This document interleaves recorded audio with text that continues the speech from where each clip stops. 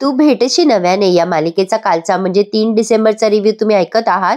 काल प्रकृती बरी नसल्यामुळे कालचा भाग मी तुम्हाला देऊ शकले नाही प्रेक्षकांनो. काल माझा आवाजच फुटत नव्हता. आज थोडंसं बरं वाटतंय म्हणून आता कालचा रिव्ह्यू आज देतेय. तर तू भेटशी नव्याने या मालिकेच्या 3 डिसेंबरच्या भागात तुम्ही बघत आहात की ही गौरी ती डायरी जवळ घेऊन बसलेली असते मॅडमच्या उशाशी आणि पुढची पानं वाचायला लागते. तिला असं वाटत असतं की ह्यात नक्कीच सरांच्या चिडचिड करण्याचा आणि या मॅडमच्या अवस्थेचं कारण लपलेलं असेल. आता त्यातला हा प्रसंग तिने वाचलाय. माही मॅडमकडे आलेला असतो आणि म्हणत असतो, तुम्ही मला बोलवलत ना, तुम्हाला बोलायचं नाहीये का काही? मॅडम शांत बसलेल्या असतात. आता माही म्हणत असतो, ठीक आहे, तुम्हाला नसेल बोलायचं तर मी निघून जातो. आता मॅडम अचानक त्याला म्हणतात, माझ्या मुलीला सुखी ठेवशील ना?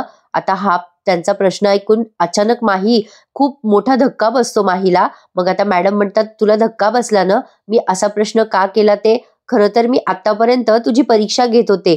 तू माझ्या मुलीवर किती प्रेम करतोस हे मला बघायचं होतं.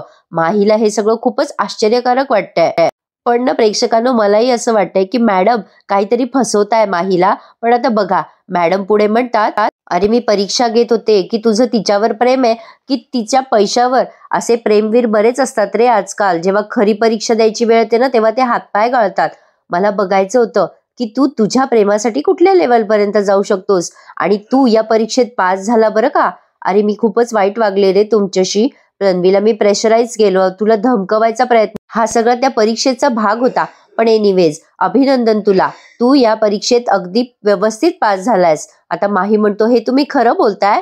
मॅडम म्हणतात, हो अगदी खरं. अरे माझी खात्री आहे, माझ्या तन्वीला तू नक्कीच सुखी ठेवशील. आता माही म्हणतो, थँक्यू हा मॅडम, थँक्यू सो मच. माहीला खूप आनंद झालाय हे सगळं ऐकून. तर आता ही गौरी 2024 साली डायरी वाचताना अचानक दचकते, कारण मॅडमला खोकला यायला लागतो. आता गौरी मॅडमला म्हणत असते, मॅडम तुम्ही का वागलात असं? काय कारण होतं नेमकं हे सगळं करण्यापलीकडे? त्यानंतर त्यांच्या प्रेमाला तुम्ही परवानगी दिलीत आणि मग असं काय झालं? आता गौरी आठवते की ते डायरीचे जे 4 पानं आहेत ते गाळ झालेले आहेत. गौरी विचार करते, त्या डायरीच्या पानांमध्येच पुढे काय झालं ते दडलं असेल. गौरी विचार करायला लागते, तुम्ही असं का वागलात? कदाचित ह्याचं कारण त्या 4 पानांमध्ये असू शकतं. त्यामुळे गौरीला चुटपुट लागली आहे त्या 4 पानांची. आता इकडे बघा, हे शेखर गेम खेळत असतात तेव्हा रागिणी काही पेपर शेखरच्या हातात देते. शेखर म्हणतो, बरं झालं तू घटस्फोटाचे पेपर आणले, आता गौरीचा आणि अभिमन्यूचा घटस्फोट होणार. रागिणी म्हणते, गौरीच्या घटस्फोटाचे पेपर नाहीयेत ते, तुझे आणि अर्पिताचे डिवोर्स पेपर आहेत ते. हे ऐकल्यानंतर शेखर घाबरतात आणि म्हणतात, आमच्या? अगो काय हे सगळं रागिणी, आमचा का घटस्फोट? रागिणी म्हणते, मला सांग, अर्पिता तुझ्याकडे गौरीबद्दल काही वाईट बोलली का रे? शेखर म्हणतो, नाही. आता रागिणी म्हणते, किंवा कालपासनं तिने गौरीबद्दल काही चिडचिड केली का, किंवा काही त्रागा व्यक्त केला का तुझ्याकडे? शेखर म्हणतो, नाही. मग रागिणी म्हणते, नाही ना, आणि तुला याबद्दल काहीच विचार करावासा वाटला नाही ना? काय रे दादा? नाही म्हणजे बरोबर आहे तुझंही, बायको चिडचिड करत नाही म्हटल्यावर तुला जरा गेम खेळावासा वाटला, असं वाटलं असेल ना? शेखर म्हणतो, उठसूट माझ्या मोबाईलवर येऊ नकोस. रागिणी का बोलली नाही गौरीबद्दल ते सांग, काय खटकलं तुला? रागिणी म्हणते, अरे बाबा, ती गौरीला एक्सेप्ट करायला लागली आहे अभिची बायको म्हणून, आणि तिची नणंद म्हणून ती स्वीकारायला लागली आहे त्या गौरीला. तुला काही कळतंय का?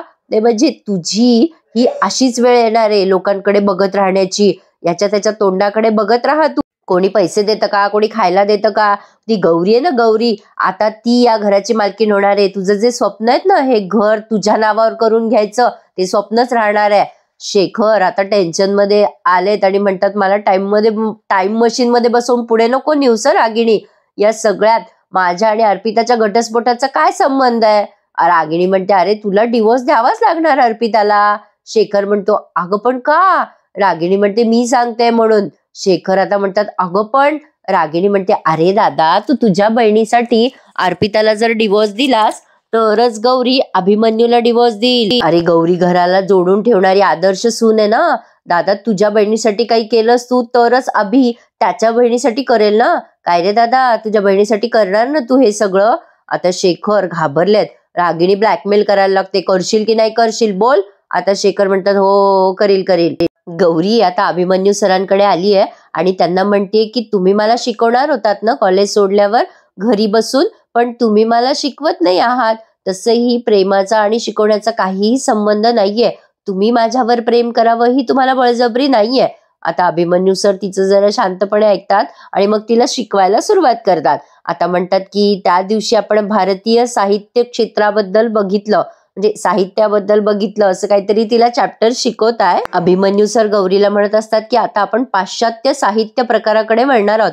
त्याच्यातली रूपक प्रतीक कुठली आहेत जी तुला माहितीये ती सांग बरं. गौरी म्हणते हार्ट. अभिमन्यू सर म्हणतात काय? आता ही गौरी म्हणते सर हृदय, बदाम. हा पाश्चात्य संस्कृतीचा प्रतीक आहे ना प्रेमाचा.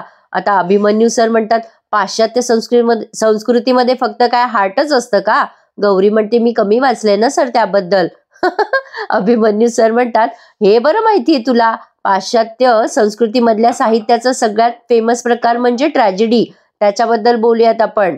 प्रेक्षकांनो काही चुकलं माकलं असेल तर माफ करा, जरा सर्दी झाल्यामुळे स्लिप ऑफ टंग होतीये.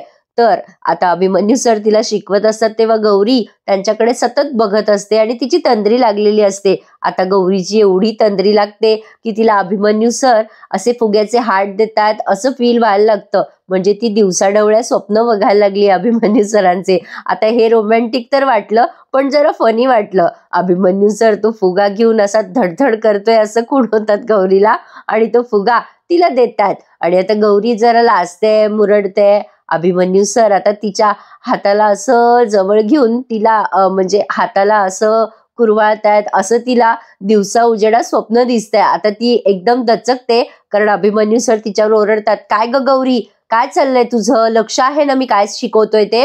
आता मी जे सांगितलंय ते सगळं वाचून घे पुढचं. गौरी म्हणते ओ हो हो हो वाचते वाचते. बिचारी गौरी तिची तंद्री मोडली ना. आता अभिमन्यू सर मे बी कदाचित शतपावलीसाठी बाहेर गेले तर, पण आता जाता जाता त्यांनी कपाट उघडलं आणि कपाटातले ते डायरीचे 4 पानं आहेत ना ते जरा व्यवस्थित आहेत की नाही बघितले. बरं हे सगळं करत असताना त्यांच्या हातातनं काहीतरी पडलं. गौरी म्हणते काय झालं सर? आता हे सर म्हणतात काही नाही झालं, तू तुझ्या अभ्यासाकडे लक्ष देणार आहेस की नाही? आणि आता गौरीवर ओरडतात आणि ते पानं जे आहेत ते व्यवस्थितपणे ठेवून देतात आणि निघून जातात त्या खोलीतून.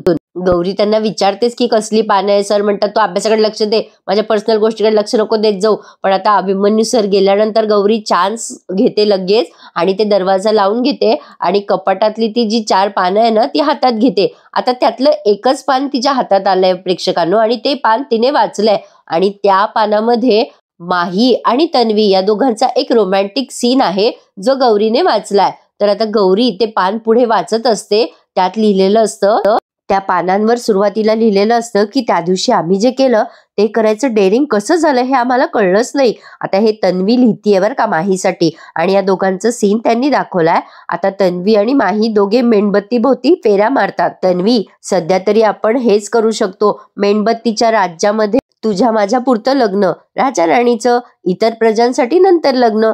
मग तन्वी म्हणते अरे आपलं खरं खुरं प्रेम लग्न होईल ना माही? माही म्हणतो तुझा माझ्यावर विश्वास नाहीये का? तन्वी म्हणते आहे ना विश्वास, पण माझ्या आईचा राग मला माहितीये. माही म्हणतो काळजी नको करूस, आयुष्यात तुझ्यावर कुठलीही संकट आली तर त्याचा सामना आधी माहींना करावा लागेल. तन्वी म्हणते अरे पण सगळ्यात मोठं संकट तर माझी आई आहे ना, आणि तिला जेव्हा मी आपल्याबद्दल सगळं सांगितलं ना तेव्हा तिने ते सगळं ऐकलं पण काहीही न बोलता निघून गेली रे. ही वादळापूर्वीची शांतता आहे माही, मला भीती वाटते. माही आता तिच्या तोंडावर हात ठेवतो आणि म्हणतो नको काळजी करूस, आता आपण एकमेकांचे झालोय या मेणबत्तीच्या अग्नीला साक्षी मानून. तन्वी म्हणते देवा ब्राह्मणाच्या साक्षीने आपलं लग्न व्हायला हवं ना माही? माही म्हणतो आपल्या मनाची साक्ष आहे ना, मग आणखीन साक्षीदार कशाला पाहिजेत आपल्याला? हे बघ तन्वी, आपण दोघांनी एकमेकांवर प्रेम केलाय, संसारही आपल्या दोघांचाच असणार आहे, मग तिसरा माणूस कशाला हवाय आपल्याला मध्ये? हे बघ मी आधीच सांगतोय हा, नाही म्हणजे आपल्या संसारात इतर कोणाची ढवळाढवळ मला चालणार नाही. माही जेव्हा हे सांगत असतो तेव्हा ही तन्वी गोडला असते. माही म्हणतो ना तुझ्या आईची, न इतर कोणाची, न या मेणबत्तीची. आता ही तन्वी म्हणते माही काय रे? माही म्हणतो काय आहे ना, ही मेणबत्ती आजच्या पुरती असणार आहे तन्वी, त्यानंतर आपण दोघेच आहोत, फक्त तू आणि मी. आता तन्वी म्हणते अच्छा, आणि आपलं बाळ? आता असं म्हटल्यानंतर माही म्हणतो, ओहो मॅडम, अहो तुमची गाडी जरा सुसाट वेगाने पुढे धावते बरं का. तन्वी म्हणते, अरे मी असंच विचारलं जनरल. माही म्हणतो, मी कुठे काय म्हटलं, पण लग्न झाल्यानंतर काही गोष्टी राखून ठेवायच्या असतात ना तन्वी. आता तन्वी म्हणते, काही काय बोलतोस रे माही. मग आता माही म्हणतो, तुझ्या मनातलं बोलतोय. आता ही तन्वी म्हणते, गप्प बस रे. माही म्हणतो, अगं काही गोष्टींचा विचार करून ठेवावा लागतो आधीच. तन्वी म्हणते, कोणत्या गोष्टींचा. माही म्हणतो, लग्नानंतर तुझं नाव बदलायचं की नाही बदलायचं. तन्वी म्हणते, असं काही नाहीये, तू म्हणशील तसं. मग आता माही म्हणतो, खरं सांगू का तुला, तुझ्या आवाजावर, तुझ्या नावावर, प्रत्येक श्वासावर माझं प्रेम आहे ग Tanvi. I love you so much Tanvi. माझं खूप प्रेम आहे तुझ्यावर. आता ही तन्वी पण म्हणते, I love you to Mahi.